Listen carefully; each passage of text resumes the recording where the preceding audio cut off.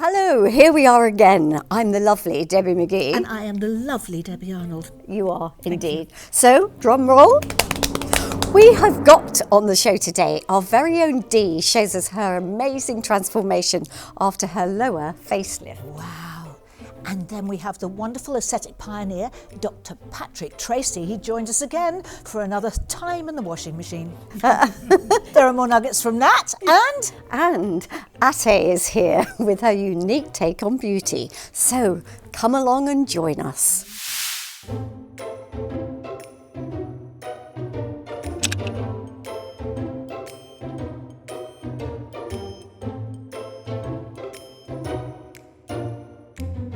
We have Dr. Patrick Tracy again. Welcome back. Thanks, Sarah. There's so much we want to ask you, but we thought for this episode we'd focus a bit more on your humanitarian work. So how did you get into that and what sort of things have you done? I went to work in Africa, in South Africa originally, in HIV clinics, because I think as a doctor you also have to have empathy. The ANC were not treating HIV. The antiretroviral drugs, the ANC withheld it from the population. And I went down at the time, had a big disagreement with the Minister of Health, and the ANC blanked me out.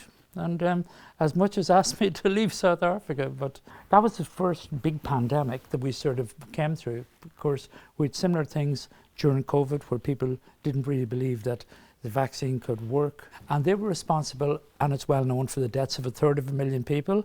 When we were in the Western Cape, we treated people for HIV, particularly pregnant women, so they didn't transfer it to the young children. That was my first dip the toes into humanitarianism. And then I suppose during Haiti, after the earthquake, I was very heavily involved in that. It was so sad to see that after the buildings fell on people, they were cutting them out of it with saws and chainsaws. So just from a medical aspect, one of the biggest problems was if you cut, sort of your leg across with a saw and you don't leave room for a skin flap, they're all going to get infected. So a lot of the people sort of died, not so much from the earthquake, but the complications afterwards of rescuing from the earthquake. How do you, as a doctor, deal with the psychological effects?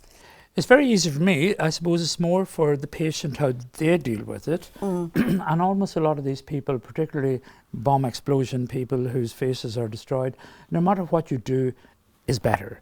And the people really appreciate it because they know that at least you're doing something to help them. Now, it's a different thing in aesthetic medicine per se, when people come in with psychological problems, particularly with body dysmorphia, where they've perceived defect that maybe doesn't really exist. And that really is difficult to deal with. I mean, one of these sort of glamour models, who we won't name, but we all know who we're talking about, has changed her face, her boobs, hundreds of times.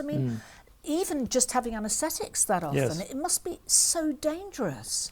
I think there are a lot of poor doctors out there also, and I don't mind my colleagues, I hope they don't mind me saying that, but some of the work that we see, particularly among celebrities, in my mind, is not very aesthetically pleasing. They've got big puffed out faces, and I can think of one female American singer who we treated actually in London many years ago, and when I look at some of the work, I said, how can somebody allow them to do that? Or how can somebody do that to another person and think that's aesthetically pleasing? So there's no doubt about it. For some reason, celebrities seem to have a vulnerability that sort of, they allow some people, maybe because they want to go private or that nobody knows about it. But yes, some of the work I've seen is... And I think I was once told by somebody, and this is so true, just because you're rich doesn't mean to say you've got the best taste in surgeons. Oh, totally. Or doctors. Oh, totally. And so totally, even I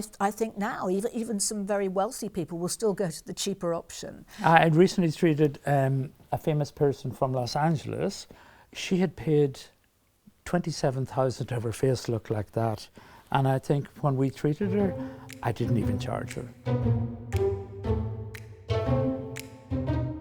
I miss our wonderful Queen Elizabeth, don't you? Did you know that for her coronation she had her own shade of lipstick especially made for her to match her coronation robe? It was made by her favourite brand, Clarins. But the interesting thing is, we're talking about psychology and aesthetic medicine. There's a new device coming out which may change everything, the ExoMind. And this is a variation of a technique that's already used in the hospitals by psychiatrists only, but it's going to be used now by doctors in aesthetic clinics. They put the device over your brain, and as yet, it's known to modify certain behaviors. We've seen this recently from Ozempic, that when you take it, it can modify behaviors in your brain. People stop drinking alcohol, stop using cocaine, stop even smoking. So, I mean, this is the first time that we've seen that instead of psychiatrists dealing with people, that ordinary aesthetic doctors can deal with it. So it is going to be either a revolution within the marketplace, if it works, like they say it will, because it's possible that it could be used as treatment for depression. We know for a long time, and I've written a paper on this, that Botox can be used for depression. I don't know why Western societies and doctors haven't taken it up. If you tox a person here with 4 little injections that cost about 50 euros, maybe most, or 50 pounds, it'll last for 4.5 months. Some of them can come off their medicines. We've seen on a functional MRI that sort of detox people here that actually a lot of the negative neurotransmitters in the body are decreased, and serotonin and dopamine, all the good ones, are increased. If you use it here, it negates it, and it can make you depressed. So if you take away your smile lines, funny thing in nature, sort of you get worse, but if you take away your frown lines, you get better. It's time to go to our new beauty investigator, Ate, and find out what she's been finding out. Oh, it's very exciting. Welcome! It might sound a bit woo-woo and a little bit witchy, but I love me some crystal ball sound healing. It is all about loving yourself. It sounds very out there, but I always go for sound healing when I'm feeling a bit down, I'm feeling a bit sick, or I'm feeling a bit wah-wah. Basically, Tesla, one of the biggest scientists of the 20th century, said, if you want to understand the universe, you have to understand it through vibrations. And that's exactly what sound healing is. The vibrations that the crystal bowls make help resonate within your body. I see crazy colors, purples and blues and oranges, and I was told that they basically match your chakras, your root chakra, your throat chakra. The purple one is psychic ability, because I am a little bit witchy. And anyway, give it a go. Sound healing you can get on the internet, on YouTube, something for free. But if you want a beautiful experience, I can't recommend Bamford in the Cotswolds and also in London. Amazing, amazing treatment. Give it a go! Now it's time to talk sexual rejuvenation with one of Harley Street's finest, Dr. Wakil. Okay, today we are talking about an important topic: stress urinary incontinence in women. Do you know the statistics? It's about 20 to 30% of women suffer from stress urinary incontinence, and it goes all the way up to 50% or 60% over the age of 60 or 65. That's a lot of women. It causes a lot of problem. Women plan their entire journey around where the toilet is and how the embarrassment that they feel, and there's nothing to be embarrassed about. Okay, this is the bladder, that's the urethra, this is the uterus, and this is the anterior vaginal canal. All this is called the anterior vaginal wall. Massive support to the urethra. So whenever there's any abdominal pressure during coughing or sneezing or running, the urethra is protected. It doesn't move. It doesn't move, right? But what happens after that is, after delivery, hormonal changes, aging, and so on, the urine comes out like this whenever the woman coughs or sneeze or trampoline jumping or running or so on. What we used to do before, we used to do something called the mesh surgery, where we insert a mesh inside this anterior vaginal wall to make it thicker. And as a result of that, we support the urethra as much as possible. This procedure, unfortunately, was banned. Another procedure called taping, and is also banned. So what is the solution? We have a non-surgical solution. It's an office procedure. It takes 20 to 30 minutes. We use a machine called laser machine, and we introduce this into the vagina, completely painless. We insert a probe of laser inside here, and as a result, the laser does ablation in the tissue, and the body responds by healing this tissue together, and as a result of that, thickening the anterior vaginal wall. Do we have another device? Absolutely. We have a very specific device called Daphne machine. We introduced this device and it creates electromagnetic stimulation to contract the pelvic floor muscle up to 400 in 20 minutes. This is the Kegel exercise, and I'm sure all of you know what the Kegel exercise, but what is the problem? No problem, it works fantastically, but the only problem is a lot of women don't know which muscle to contract, and a lot of women never do it enough, because if you want to have a therapeutic effect from the Kegel exercise, you have to do it at least 500 times a day. With the busy schedule that all the women have, they never achieve that. So this very simple solution in the clinic, they come, we introduce the probe, it's completely painless, whether the laser or the Daphne machine, and women restore their confidence back, and they do not plan their entire journey according to where the toilet is. Now let's catch up with the rest of my facelift journey. See, my profile has always been the bane of my life. I've always felt, looking in the mirror, it wasn't defined. And now, it is.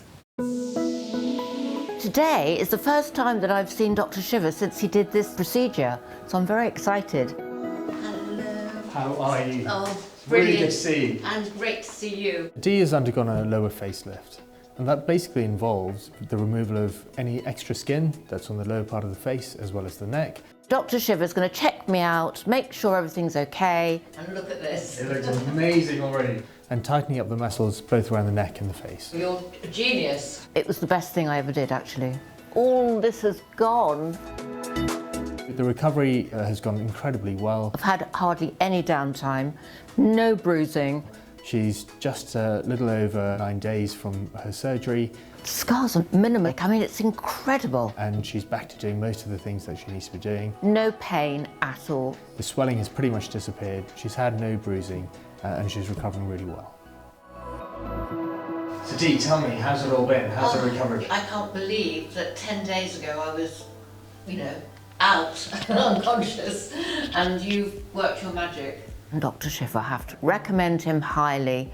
I just felt I was in good hands. Any pain? No, Much swelling? no. And I can't see any obvious bruising. Did you have much at all? I had none. I had no bruising at all. It was just a miracle. It was a really big decision to make, but the right one. So Dee, what we're going to do now is just remove the dressings. The bandages, it feels like they're part of the skin. So it's been just a little over a week now, and as you know, they're all dissolvable sutures that are in place, and just a really simple dressing over the top. Everyone's going, oh my God, I can't believe it. A couple of people I haven't told, and they go, you're looking really young, you're looking really good. Is this normal, Shiva, for you, or does it take a long time sometimes? No, I think, the face is a very well vascularized area. When I met Dr. Shiva, he said, I don't believe in these transformational facelifts like Hollywood facelifts where you look completely different.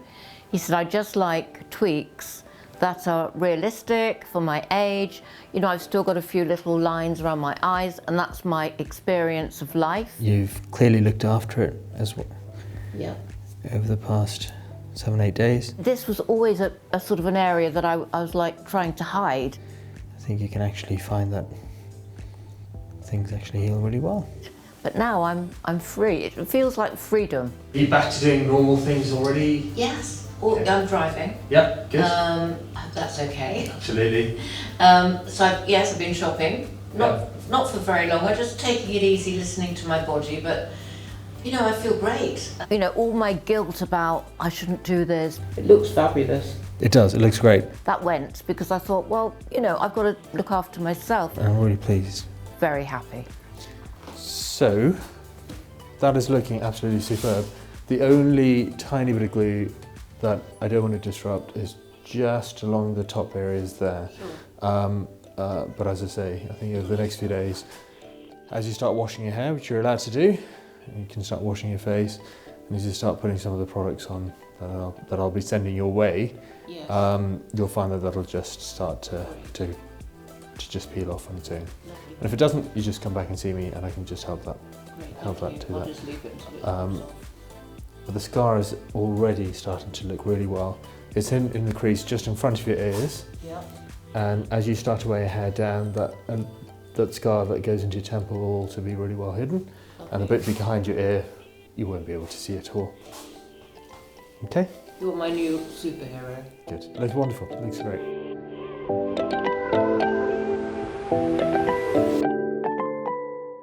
Patrick, we have a gorgeous lady patient for you.